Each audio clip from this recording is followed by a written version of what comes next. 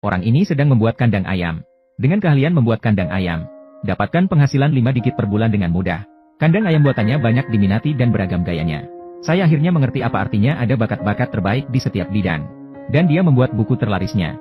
Anda bisa melakukannya dalam 5 menit setelah menontonnya. Mula-mula ia mengikat 2 helai bambu menjadi sebuah bingkai persegi panjang. Lalu gunakan potongan bambu pendek untuk menghalangi sisi kiri dan kanan. 5 pintu yang terbuka di tengah juga menghalangi 2 di antaranya secara berkala. Hanya 3 pintu masuk yang dipertahankan. Dia lalu memperkuat sisi dan tepi pintu dengan potongan bambu, agar struktur depan kandang ayam lebih kuat dan kokoh. Setelah menggunakan potongan bambu untuk membuat garis dekoratif di antara bukaan pintu, bagian depan kandang ayam sekarang sudah selesai. Ketiga bukaan pintu tersebut masing-masing perlu dilengkapi dengan pintu kecil. Pemuda itu membuat 3 buah pintu bambu yang bersesuaian dengan ukuran bukaan pintu yang dipesan. Untuk pemasangan mudah ke dalam slot kartu, potongan bambu di kedua sisi pintu kecil harus sedikit lebih panjang. Setelah bagian depan kandang ayam selesai, sisihkan untuk digunakan. Sekarang hadir produksi bagian belakang kandang ayam. Spesifikasi material dan dimensi di bagian belakang sama dengan yang ada di bagian depan.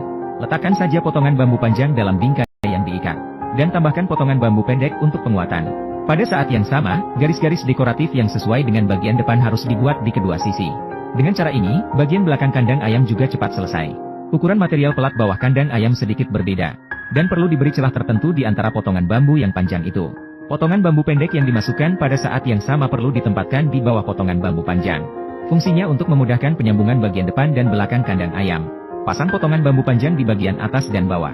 Setelah memotong beberapa takik pada mereka, pelat bawah kandang ayam juga sudah selesai.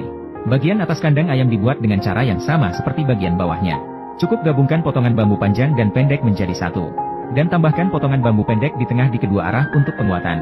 Untuk mencocokkan bentuk keseluruhan, pria itu juga membuat garis-garis dekoratif yang sama di atasnya. Ini adalah langkah terakhir dalam pembuatan aksesoris.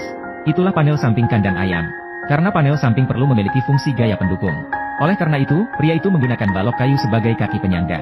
Setelah meletakkan potongan bambu pada 2 papan kayu dan memasang garis dekoratif di permukaannya, aksesori terakhir juga sudah selesai. Panel samping seperti itu perlu dibuat 4 sekaligus.